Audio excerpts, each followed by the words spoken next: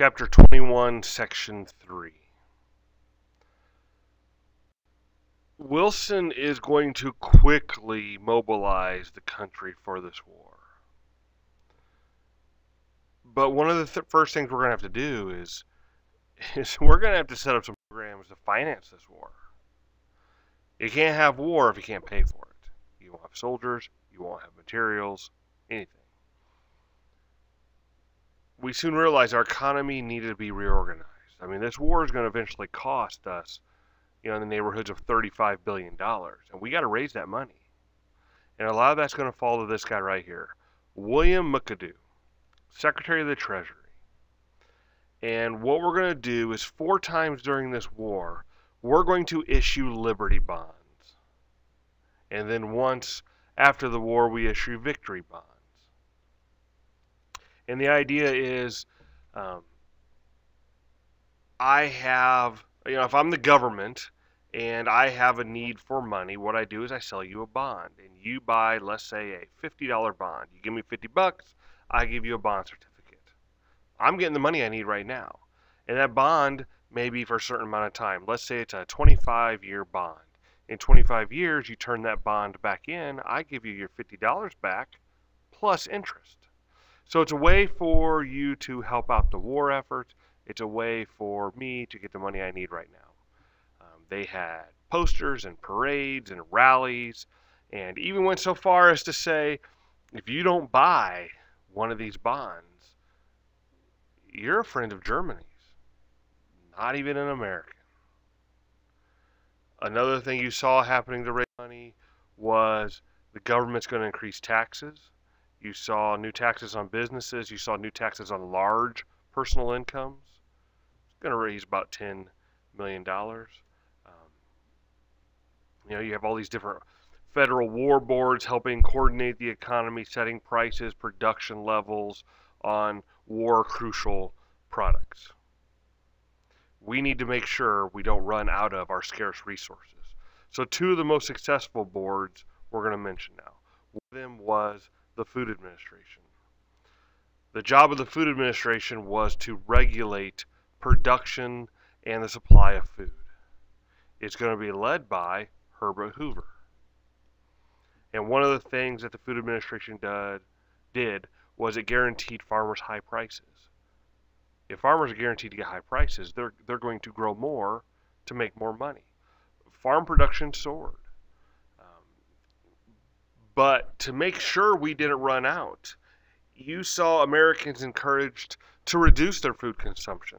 You saw, planned wheatless days or meatless days. People were planting victory gardens, which was just a garden, but you're conserving food. You're helping us win this war. And the Food Administration works wonderful. We do not need to ration food during World War I. So it worked.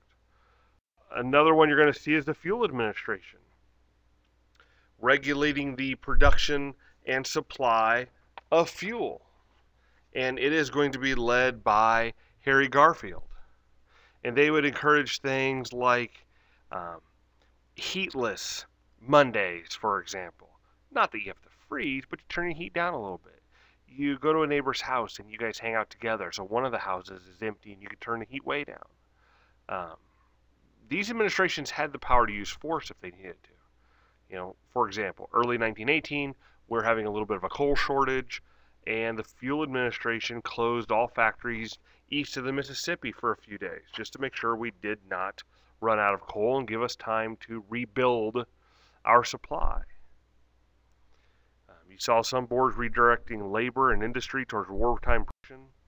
Railroad Administration, for example, setting limits on rates and workers' wages to make sure people weren't getting gouged by the prices. But the board that's going to coordinate all the boards was the War Industries Board, led by Bernard Baruch. The War Industries Board, they had the power to allocate the scarce resources. They could establish production priorities. They set the prices. They preferred businesses just comply with their wishes. But the War Industries Board also had the power. For example, there were some steel industry owners that did not want to cut their prices when asked. And the War Industries Board basically says, either you cut your prices to these prices that are fair, you're not going to lose money, or the government will take over all of your mills and all of your foundries, because we're not going to hurt the war effort. Now, some people very much dislike these economic mobilization programs, saying it hurts our free enterprise system. But the thing that shut up the critics was industries were making more money than they ever had before. Their profits were soaring. So it was hard to argue with it. But for our industry to keep running, for our economy to keep running at this level, we need millions of workers. Problem is, hundreds of thousands of these workers have been drafted already. Immigration from Europe has slowed down. That's where a lot of our workers used to come from. And labor unions are going to start taking advantage of this. They go on strike, demanding better wages, better working conditions. I mean, just in 1917 alone, there was 4,500 strikes. It's over 1 million workers. So to deal with this issue, you're going to have the National War Labor Board, April of 1918. And its purpose was to settle disputes between workers and employers. Let's talk about women during this war. Women on the home front, working outside the home, grew 6%. And they didn't just take those typical female jobs. They took those traditional male jobs as well. They became mechanics and bricklayers and metal workers and railroad engineers. It was World War I that helped women get the right to vote because they kept this country running. Another thing you saw on the home front was this intense patriotism that's going to sweep the U.S. I mean, many people contributed to the war effort. People, they conserved energy. They recycled. They planted their victory gardens. They bought their Liberty bonds. An organization that's going to take off this war and start is run by Juliette Gordon Low. She began something called the Girl Scouts. And when they start helping out in this war effort, their membership soars.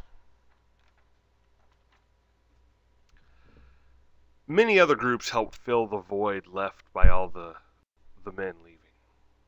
For example, Mexican immigrants are going to immigrate to find work or to run from the revolution happening in Mexico. 150,000 came during World War I, and we welcomed them. We needed the workers to keep this economy running at this level. It's during this time period you're going to have what's called the Great Migration.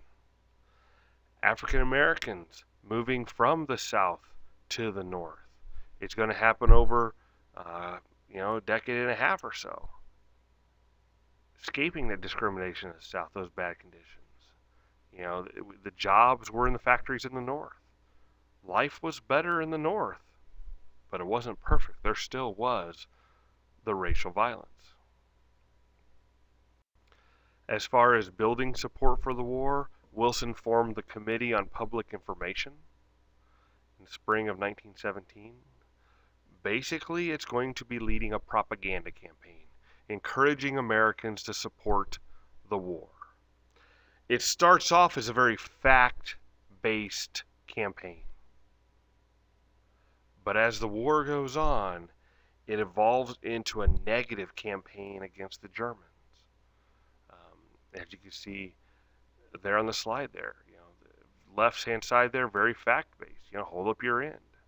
The right-hand side, it paints a horrible picture of the Germans. And you look in the background, and Europe's destroyed, and now they've come to America, and they've got our women and everything. Some Americans even began to spy on each other, especially if you were German American. You were hit hard by discrimination. This went so far, Americans even started renaming things that sounded German. For example, sauerkraut becomes known as Liberty cabbage. Dachshunds become known as Liberty Pups. And hamburger, Hamburg, Germany, Liberty Steak.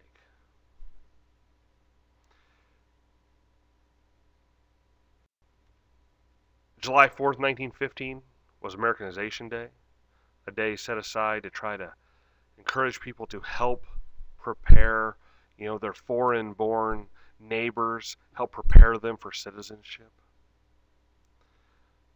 But not everybody in the U.S. was in support of this war. There was opposition to the war. Various groups, Mennonites, Quakers, the Socialist Party. A couple of those was purely on religious reasons. They opposed all war. Socialist Party opposed this war. We shouldn't be involved in it.